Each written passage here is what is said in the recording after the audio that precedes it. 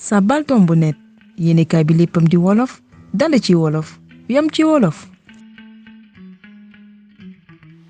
sëñ Saliou Ndiaye lu wutale mbaam mboqi baljet ak sebrit.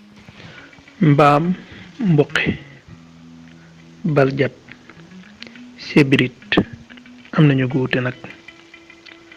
butit gi nga xam ne moo gën a rëy ci butit yi te gën cee gudd moo tudd mbaam mboqi. yeneen butit yu ndaw ya nag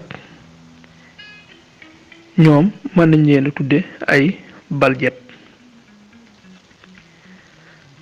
la nekk ci biir mbàq ga nag nga xam ne boo xaroon mbàq gi mooy li nga xam ne mooy def ñam wi loole ñu lekkoon buñ koy sotti loolu moo tudd am sébrit. kon mbaam mboqi mooy butit gi gën a rëy ci butit yi te gën caa gudd. baljet yi mooy yére biir yu sew yi. sébrit mi mooy ñam bi nga xam ne mooy nekk ci biir mbàq bu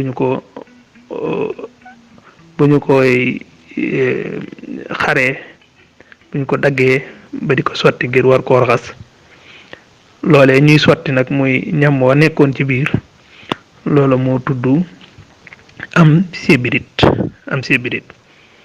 mbaam mboqi baljet sébrit. jërëjëf Serigne Saliou Ndiaye leer na nañ ñu ngi leen di jox di daje ci seen beneen jataay baataan ci saabal.net.